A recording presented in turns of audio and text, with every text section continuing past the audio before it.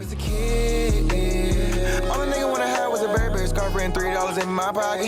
Instead I got beat with a switch, but I don't give a fuck, but it's on my body. Scars all up on me, but I run around from everybody. Life lesson learned, I better learn from this bitch, nobody. She pushed me around, she didn't give no motherfucks about it. She broke my heart 3 times, but I ain't getting... It's time for my NFL Week 7 takeaways. My biggest takeaways from this past week of NFL action. So, my first takeaway is that the Steelers and the Titans are both legitimate Super Bowl contenders. Now, the Pittsburgh Steelers defeated the Tennessee Titans this past week 27-24. And this was a game that looked like the Steelers were going to have complete control, that the Steelers were just going to blow out the Tennessee Titans. And in the second half, the Tennessee Titans were able to fight back, and they almost won. The game would have went into overtime if the Tennessee Titans field goal kicker didn't miss the game time field goal to send the game into overtime. And I mean, we could potentially see both these two teams in the AFC Championship game and the next couple of months in a rematch, because both of these two teams are just that good. They're pretty much evenly matched. I mean, if the Steelers were to wake up and look at themselves in the mirror, they would see the Tennessee Titans. If the Tennessee Titans were to wake up and look in the mirror, they would see the Pittsburgh Steelers. So both of those two teams are both evenly matched. They both have really good defensive lines. They both have really balanced attacks on offense. They can run the ball if they have to. If the run game isn't going, they can throw the football to win. So, I mean, the Tennessee Titans and the Pittsburgh Steelers are both legitimate Super Bowl contenders. I wouldn't be surprised if we see both those teams match up in a rematch in the AFC Conference Championship game. The next thing is that the Buffalo Bills, man, I really whiffed on the Buffalo Bills. A couple of weeks ago, I said that the Buffalo Bills are for real. They are legitimate Super Bowl contenders. Now, I made that video 3 weeks ago, right before the Buffalo Bills got smacked by the Tennessee Titans. Okay? And ever since then, I have drastically changed my opinion and my perspective on the Buffalo Bills. After seeing the Buffalo Bills the last 3 weeks, they got smacked by Tennessee, they got smacked by Kansas City, and they struggled to defeat the New York Jets. They only beat the New York Jets 18-10. And after their recent performances of late, I've changed my opinion on the Buffalo Bills. I do not believe that the Buffalo Bills are Super Bowl contenders. And when I said that the Buffalo Bills Super Bowl contenders a couple of weeks ago, this was really naive on my part, because I should have waited a couple of more weeks. I should have at least waited to after the Tennessee Titans game to see if I believe that they were Super Bowl contenders or not. But after their performance against the New York Jets, I don't believe that the Buffalo Bills are in the same conversation as the Kansas City Chiefs, the Pittsburgh Steelers, or the Tennessee Titans. They're not dominant up front. Their offensive line hasn't played all that great. They can't really run the football all that effectively. And their defensive line isn't all that great neither. Now, just because I don't believe that the Buffalo Bills are Super Bowl contenders doesn't mean that I don't still believe that this is a good football team. I still believe that the Buffalo Bills are still the front runners to win their division, although I believe that's pretty much wide open at this point. Even though that the Buffalo Bills have the best record right now in their division, I believe that the New England Patriots and the Miami Dolphins both have good opportunities to take control of that division based on how Buffalo has played recently. And for a lot of you guys who are going to disagree and say that the Buffalo Bills had just had a rough stretch in the schedule, I mean, they have to play the Patriots, the Seahawks, the Cardinals, the Chargers, the 49ers, and the Steelers in the next couple of games. So, I mean, I don't really think that the Buffalo Bills are going to come away winning the majority of those games. I think they could end up losing 3 of those games. So, I mean, listen, even though I don't believe that the Buffalo Bills are Super Bowl contenders, this still is a team that can make it to the playoffs and win a playoff game or two.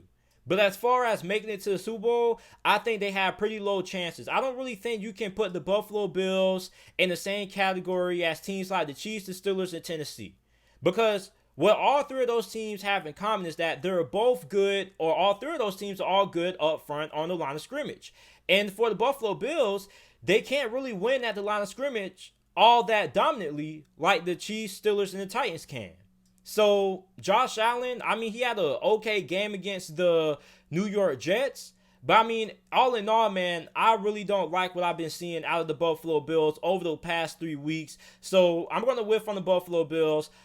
after week 7, I'm coming away with the narrative that I don't believe that the Buffalo Bills are Super Bowl contenders. And I know that I said that the Buffalo Bills are Super Bowl contenders a couple of weeks ago, but I have a right to change my opinion. Part of my job as an analyst is to look at how these teams play and, assess from what I'm seeing on the field. And from the first 4 weeks of the NFL season, the Buffalo Bills look like a legitimate Super Bowl contender.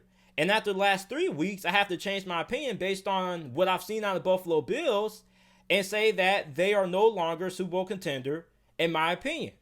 So, the next takeaway is that the NFC West is up for grabs. Anybody can win the NFC West at this point.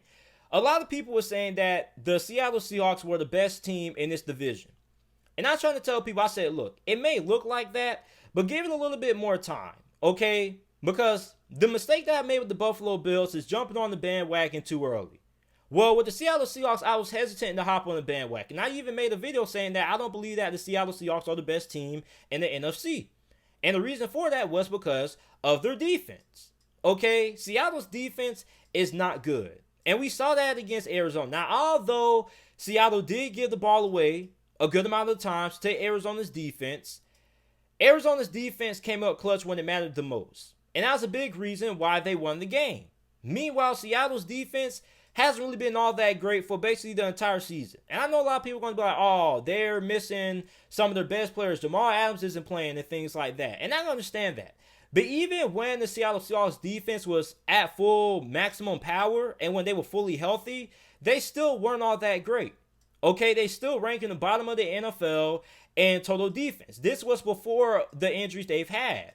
So anybody can really win the NFC West right now. Arizona is peaking at the right time. Arizona had a rough first couple of weeks. After week 2, they kind of struggled. They lost to Detroit. They struggled with Carolina.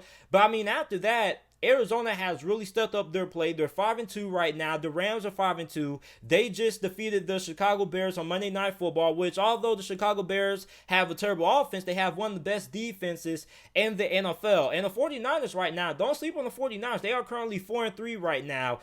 And although they are in last place in this division, you can't count them out because they have one of the best coaching staffs in the NFL with Robert Saleh, Kyle Shanahan. So although the 49ers may be the less talented team of the other 3 teams because of injuries, this is still a team that you can't count out. So all 4 of these teams have a chance to win the NFC West. Now, I still feel like the Seattle Seahawks should be the favorites, but this division right now is up for grabs. Anybody can win it. It may be the most competitive division in the NFL, depending on how you look at the AFC North, even though I think that the West is better because the AFC North only has 3 good teams. They have the Bengals, who aren't that great, who are in last place, and they got the Steelers, Ravens, and Browns. So the NFC West, man, has 4 teams who could legitimately win this division.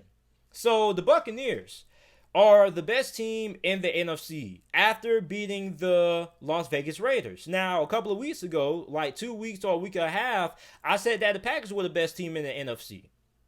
Well, I changed my opinion, and I believe that the Buccaneers rightfully own that title.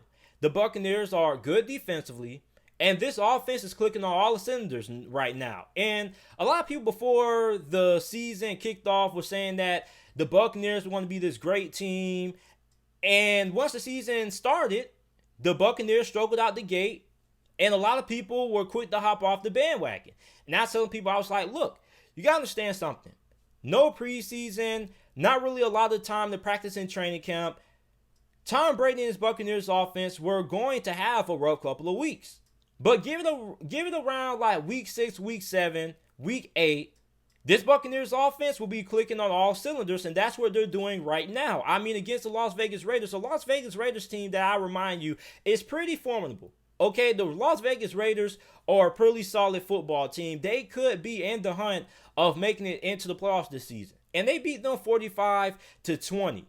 So when you look at this Buccaneers offense, with the addition of Antonio Brown, you got Rob Gronkowski, who now is starting to show us the Rob Gronkowski we've been watching for the last couple of years when him and Tom Brady were both playing for the New England Patriots. It looks like the old Gronk is back. You add in Antonio Brown with an already impressive wide receiving core. Remind you, before they signed Antonio Brown, they already had Mike Evans and Chris Godwin, who when both of those guys are on the field and when both of those two guys are healthy, that's one of the best, if not the best, wide receiver duo in the NFL. So now you add Antonio Brown. So you have the best wide receiving core undoubtedly in the NFL. Plus, somebody can run the football. On top of that, this defense has played really well. You have Antoine Winfield, who looks like he could end up winning Defensive Rookie of the Year by a landslide. You have Levante David, who has been playing like he could be in the running for Defensive Player of the Year. So, I mean, this defense has played really well. Jamal Dean, Carlton Davis have both played really exceptional over the last couple of weeks. They've really picked up their play. So, I mean, this is a really complete team. Tampa Bay, in my opinion, after week 7, I think that this is the best team in the NFC. This is the team that we expected to see before the season began. Justin Herbert is the Rookie of the Year so far going into week 8. I mean, I know he's only played in less games than Joe Burrow, but I mean, listen, Justin Herbert has had one of the best rookie seasons that we've seen since Deshaun Watson. I mean, this guy is phenomenal. I mean, a lot of people felt like Justin Herbert was going to be the next Mitchell Trubisky. He has proved a lot of people wrong. Now, I wasn't one of those doubters. I always believed that Justin Herbert was going to end up being a pretty good NFL quarterback. I felt like a lot of people were too nitpicky with Justin Herbert. Justin Herbert against the Jacksonville Jaguars. 27 of 43, 347 passing yards, 4 touchdowns. He had 3 touchdowns through the air and 1 on the ground as well. And the Chargers defeated the Jacksonville Jaguars 39-29. And listen, this is a dangerous LA Chargers football team right now. Watch out for the LA Chargers, because the LA Chargers, although they may be 2-4 right now, this is a team that has the ability to change their record around and can easily go from 2-4 to being a playoff contender, or contending for a playoff spot. So make sure, with the way that Justin Herbert has been playing, the LA Chargers can most definitely make a run at the playoffs. So keep your eye on the LA Chargers right now. But I think that Justin Herbert so far is the Rookie of the Year. And I know a lot of people are going to say Joe Burrow and things like that. Listen, Justin Herbert has played better than Joe Burrow so far. And I know Joe Burrow and Justin Herbert are pretty much neck and neck. But I mean, when you look at what Justin Herbert has did over the last couple of weeks, ever since he's took over the reins at quarterback for the Chargers, man, he's been nothing less than spectacular. So if the NFL season was to end today and they had to give the Rookie of the Year award away, it would be given to Justin Herbert. My last takeaway is the Browns defeating the Cincinnati Bengals 37-34, moving to 5-2 on the year.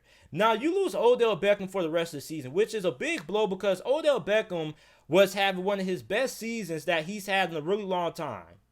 And the fact that he's going to be out for the remainder of the season due to a season-ending ACL tear is a big loss for the Cleveland Browns. But despite that, I still believe that the Browns are a playoff team. Okay, like, it's funny. Baker Mayfield started the game out, ending the first quarter 0-5 with 1 reception. And a lot of people were labeling Baker Mayfield a bust, saying that the Browns were not going to be good, that the Browns were going to end up folding.